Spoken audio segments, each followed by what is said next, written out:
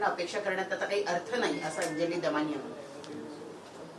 राष्ट्रवादी काँग्रेस पक्षाची स्पष्ट भूमिका राहिलेली आहे की स्वर्गीय संतोष देशमुख यांची जी क्रूर हत्या झाली, या हत्येसाठी दोषी असलेल्या कोणालाही कुठल्याही व्यक्तीला सोडण्यात येणार नाही. पण ज्या वेळेला 3 स्तरीय चौकशी चालू आहे, SIT मार्फत चालू आहे, CID मार्फत चालू आहे, न्यायालयीन चौकशी चालू आहे आणि या चौकशीचा अंतिम निष्कर्ष जोपर्यंत येत नाही तोपर्यंत केवळ आरोप झाले म्हणून माननीय धनंजय मुंडे साहेब यांचा राजीनामा घ्यायची गरज नाही, अशा प्रकारची पक्षाची भूमिका ही राष्ट्रीय अध्यक्ष व उपमुख्यमंत्री माननीय अजितदादा पवार साहेबांनी स्पष्ट केलेली आहे. त्याचप्रमाणे भारतीय जनता पार्टीचे प्रदेशाध्यक्ष व महसूल मंत्री माननीय चंद्रशेखर बावनकुळे साहेबांनी आपल्या अनेक वक्तव्यांमध्ये चौकशी चालू असताना त्या चौकशीमध्ये कुठलेही आरोप सिद्ध झाले नसल्यामुळे जर कुठलेही आरोप सिद्ध चौकशी अंती झाले तर त्यावेळेला योग्य निर्णय माननीय मुख्यमंत्री देवेंद्र फडणवीस साहेब घेतील, अशा प्रकारची भूमिका देखील भारतीय जनता पार्टीने स्पष्ट केलेली आहे. आणि त्यामुळे चौकशी चालू असताना आत्ता राजीनामा घेण्याची गरज नाही, ही राष्ट्रवादी काँग्रेस पक्षाची स्पष्ट भूमिका आहे. पुरावे देऊन सुद्धा कुठल्याही पद्धतीने जे कागदपत्र अंजली दमानी यांनी दिले त्यांचं असं म्हणणं आहे की हे धडधडीत पुरावे आहेत, हे सत्य कागदपत्र आहेत आणि गव्हर्नमेंटच्या वेबसाईट्सवरनच काढलेले कागदपत्र आहे. असं असताना सुद्धा जर त्यांना अभय दिलं जात असेल तर त्यांच्या आता अजित पवारांकडनं सुद्धा कुठलीच अपेक्षा नाही न्यायाची. माननीय यांच्याबद्दल पूर्ण आदर ठेवत त्यांनी दिलेली कागदपत्रे म्हणजे ठोस पुरावा, या निष्कर्षावर येण्याची किंवा घाई करण्याची गरज नाही. मागे देखील मी पक्षाची भूमिका मांडताना स्पष्ट केलं होतं की माननीय अंजलीताई दमानिया यांनी स्वतःच कंप्लेनंट, स्वतःच इन्व्हेस्टिगेटिंग एजन्सी आणि स्वतःच न्यायपालिकाहून एखादा व्यक्ती दोषी आहे अशा निष्कर्षाला येण्याची गरज नाही. त्यांनी जी कागदपत्र दिली आहेत ती माननीय अजितदादा पवार साहेबांनी माननीय मुख्यमंत्री साहेबांना दिलेली आहेत. त्यांनी दिलेली कागदपत्रच सत्य आहेत असं देखील मानण्याची गरज नाही. त्या दिलेल्या कागदपत्रांच्या आढावे देखील चौकशी होईल आणि त्यामुळे चौकशीचा अंतिम निर्णय येईस्तोवर किंवा निष्कर्ष येईपर्यंत त्यांनी देखील थांबावं आणि रोज उठून आरोप करण्याची गरज नाही असं मला वाटतं. कोर्टात जाण्याचा इशारा त्यांनी दिलेला आहे. शेवटी लोकशाहीमध्ये प्रत्येकाला न्यायपालिकेकडे न्याय मागण्याचा अधिकार आहे, त्यांना देखील तो लोकशाहीमध्ये अधिकार आहे. त्यामुळे त्यांनी काय करावं हा त्यांचा निर्णय असेल. कोर कमिटीमध्ये सुद्धा धनंजय मुंडे यांना घेण्यात आले आणि छगन भुजबळांना सुद्धा घेण्यात आलेले. म्हणजे कुठेतरी छगन भुजबळ आधीच म्हणाले होते की 2-4 नेते निर्णय घेतात, आता त्यांना स्थान देण्यात आले आणि धनंजय मुंडे यांच्यावरती आरोप होत असताना सुद्धा पक्षाकडून अभय दिले गेले.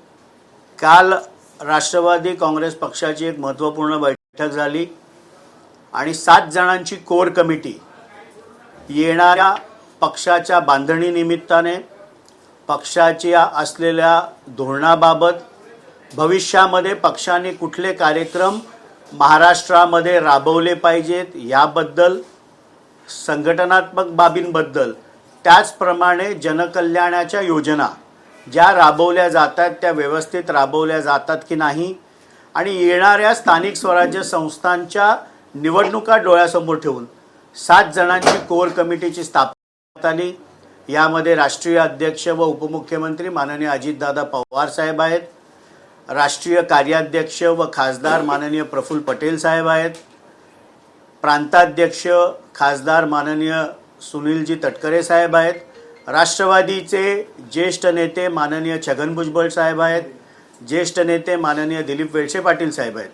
त्याचप्रमाणे वैद्यकीय शिक्षण मंत्री माननीय हसन मुश्रीफ साहेब आहेत आणि अन्न व नागरी पुरवठा मंत्री माननीय धनंजय मुंडेजी आहेत. अशा 7 जणांची कोर कमिटी ही कालच घोषित करण्यात आली आणि आगामी निवडणुकांच्या संदर्भात, पक्ष संघटनेच्या संदर्भात, पक्षांनी कुठले कार्यक्रम घेतले पाहिजेत या संदर्भात वेळोवेळी ही कोर कमिटी बसून पक्षाला पुढे नेण्याचं काम या कोर कमिटीच्या मार्फत होईल.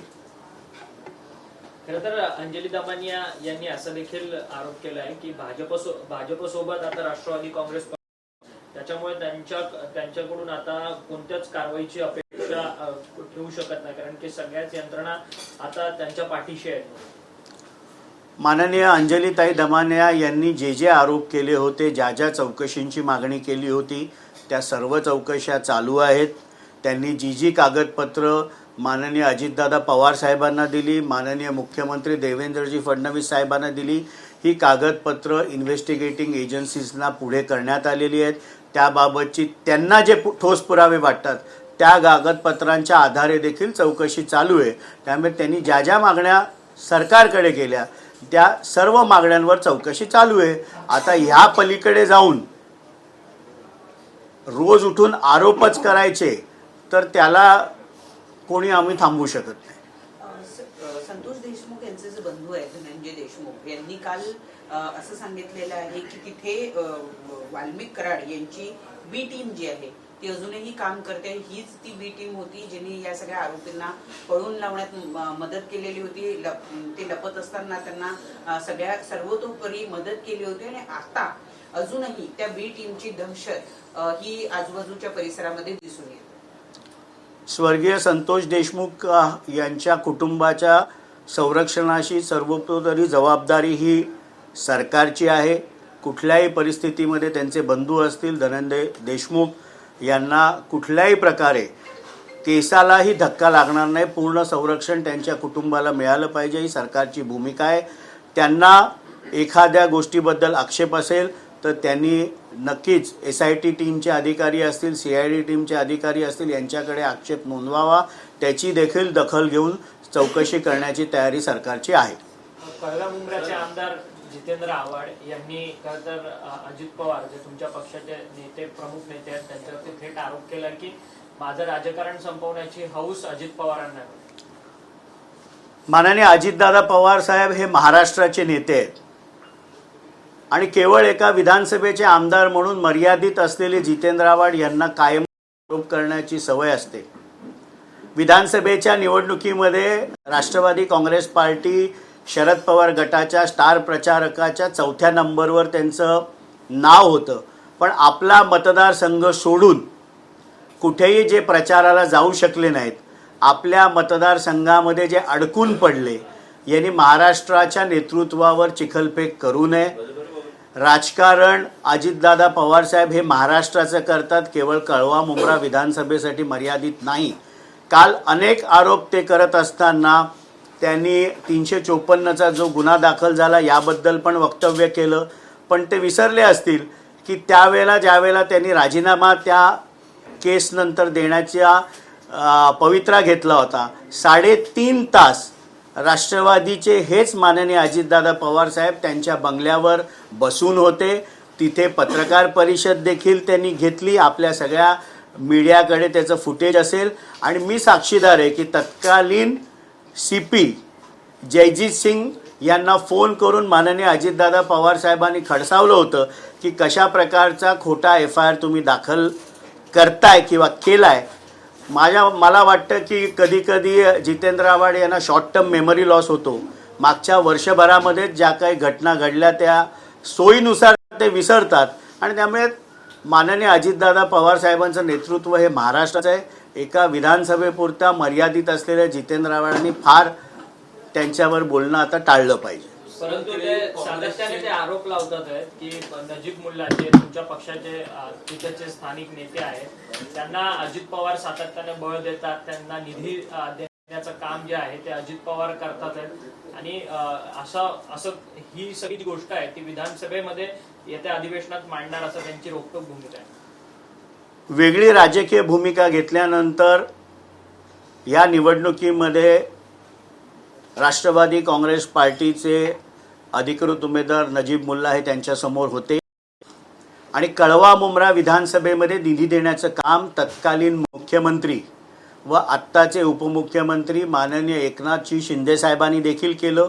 ठाणे महानगरपालिकेतील हद्दीतील 4 विधानसभा क्षेत्रांमध्ये त्यांनी निधी दिला आणि बहुतेक जितेंद्र आव्हाड हे विसरतात की कळवा मुंब्रा विधानसभा कल्याण लोकसभेचा ज्याचं नेतृत्व डॉक्टर श्रीकांत शिंदे करतात, त्यांच्या माध्यमातून देखील निधी देण्याचं काम हे करण्यात आलं आणि नंतर वित्त व नियोजन खात्यातर्फे माननीय अजितदादा पवार साहेबांनी देखील निधी दिला. जर आपल्या मतदारसंघामध्ये निधी येऊन मतदारसंघाचा विकास होत असेल तर त्यांना पोटशूळ असण्याचं कारणच नाही. आर्थिक कारणामुळे त्यांच्या थ्रू निधी येत नाही ही खरी त्यांची व्यथा आहे. पण आपल्या मतदारसंघामध्ये भरघोस निधी जर शासनाकडनं येत असेल, संविधानिक पदावर बसलेल्या व्यक्तींकडनं येत असेल तर आक्षेप घेण्याचं कारण काय? आक्षेप केवळ आर्थिक कारणांमुळे घेतला जातोय एवढंच मी म्हणेन. एक दुसरीकडे काँग्रेसकडून आता हर्षवर्धन सपकाळ अतिशय सामान्य असं माणूस प्रदेशाध्यक्षपद म्हणून गेलेला आहे, त्याचा काही परिणाम होऊ शकेल? शेवटी काँग्रेस पक्षाने तो निर्णय घेतलेला आहे. हर्षवर्धन सकपाळ साहेब यांना शुभेच्छा देतो की त्यांना काँग्रेस पक्षाच्या प्रदेशाध्यक्षपदी त्यांची नियुक्ती झालेली आहे आणि त्यामुळे पक्षाने घेतलेल्या निर्णयावर काँग्रेस पक्षाने, राष्ट्रवादी काँग्रेस पार्टी फार काही बोलू इच्छित नाही. दुसरा एक महत्त्वाचा मुद्दा आहे की माणिकराव कोकाटे जे तुमचे मंत्री आहेत, पण त्यांनी एक विधान केलंय की 1 रुपया विकत घेत नाही, पण मात्र आम्ही 1 रुपयामध्ये फ्री विमा दिला. तर कशा पद्धतीने बघता या विधानाकडे? माननीय मंत्र्यांनी कुठल्या संदर्भामध्ये ते विधान केलं, पण काँग्रेस पक्षाची स्पष्ट भूमिका आहे की माननीय मंत्रीगण असतील, आमदार असतील, पदाधिकारी असतील, यांनी आपली वक्तव्य करताना कुठेही त्यांनी कोणाच्या भावना दुखावल्या जातील अशा प्रकारची वक्तव्य करू नयेत. हीच भूमिका राष्ट्रीय अध्यक्ष व उपमुख्यमंत्री माननीय अजितदादा पवार साहेबांची आहे. काल उशिरा देवगिरीवरती धनंजय मुंडे आणि मला हवं आहे उत्तर सर. काल उशिरा धनंजय मुंडे यांनी देवगिरीवरती अजित पवारांची भेट घेतली. त्या भेटीत नेमकं काय झालं? शेवटी राष्ट्रवादी काँग्रेस पक्षाकडनं मंत्रिमंडळामध्ये धनंजय मुंडे हे अन्न व नागरी पुरवठा मंत्री आहेत. उपमुख्यमंत्री व राष्ट्रीय अध्यक्ष माननीय अजितदादा पवार साहेबांची वैद्यकीय कारणांमुळे गेले 7-8 दिवस ते सक्रिय नव्हते आणि म्हणून त्यांनी भेट घेतली. ह्या भेटीमध्ये अधिक काही बोध घेण्याचं किंवा अधिक काही निष्कर्ष काढण्याची या पलीकडे गरज नाही. मागील काही काळापासून भरपूर मोठ्या प्रमाणात त्यांच्यावरती टीका होत आहे. कोर ग्रुपमध्ये त्यांचा समावेश करण्यात आला आहे, कसं बघताय? पक्षाने येणाऱ्या स्थानिक स्वराज्य संस्थांच्या निवडणुका, पक्षाची बांधणी, पक्षाची ध्येय धोरणं, भविष्यामध्ये पदाधिकारी व कार्यकर्त्यांना कुठल्या प्रकारचे कार्यक्रम पक्ष नेतृत्वाने दिले पाहिजेत यासाठी कोर कमिटी 7 जणांची स्थापन करण्यात आली.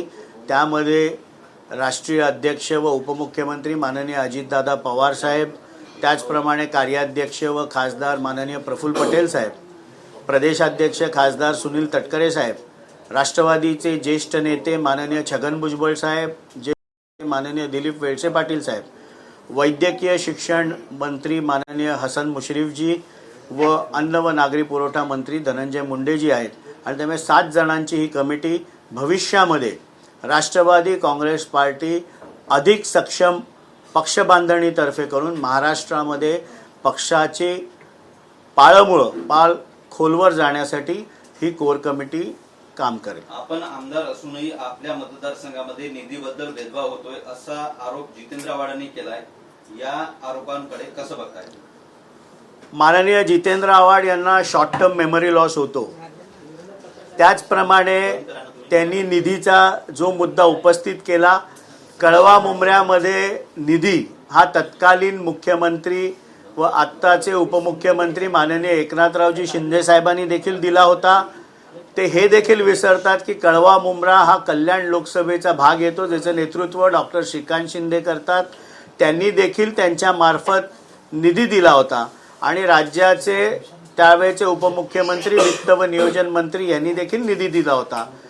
आपल्या मतदारसंघामध्ये निधी येऊन जर मतदारसंघाचा विकास होत असेल तर पोटशूळ असण्याचं कारण नाही, पण आर्थिक पाहिजे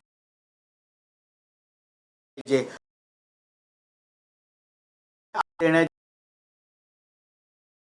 गरज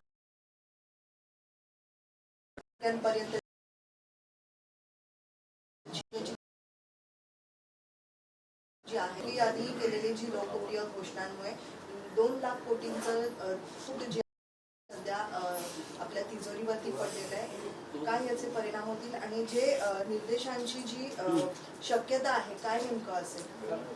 माननीय अजितदादा पवार साहेब यांनी आत्तापर्यंत 10 वेळा राज्याचा अर्थसंकल्प मांडला. करोनासारख्या काळामध्ये देखील राज्याची आर्थिक स्थिती बिघडून त्यांनी दिली नाही आणि त्यामुळे राज्याची आर्थिक स्थिती कुठेही न बिघडता महायुतीने वचननाम्यामध्ये ज्या ज्या घोषित केल्या होत्या या कार्यान्वित ठेवण्याची जबाबदारी महायुतीची आहे. माझी पत्रकार मित्रांना विनंती आहे की 3 तारखेला अधिवेशन सुरू होते. 10 मार्चला अर्थसंकल्प महाराष्ट्र राज्याचा 25-26साठी मांडला जाईल. तोपर्यंत वाट बघावी. पण कुठेही महायुतीने घोषित केलेल्या जनसामान्यांच्या योजना या बंद केल्या जाणार नाहीत. ठाकरे गटाचे नेते खासदार संजय राऊत हे नेहमी माध्यमांशी संबोधित करताना बऱ्याच शब्दांचा वापर करतात. यापूर्वी पण या घटना घडल्या, आज पण तसं झालंय, कसं बघता तुम्ही? शेवटी महाराष्ट्राला एक सुसंस्कृत राजकारणाची परंपरा आहे. राजकीय मतभेद असले तरी ती मांडण्याची एक भाषाशैली आहे आणि त्या भाषाशैलीच्या मर्यादेचं उल्लंघन कुठल्याच राजकारणाने केलं नाही पाहिजे ही राष्ट्रवादी काँग्रेस पक्षाची भूमिका आहे.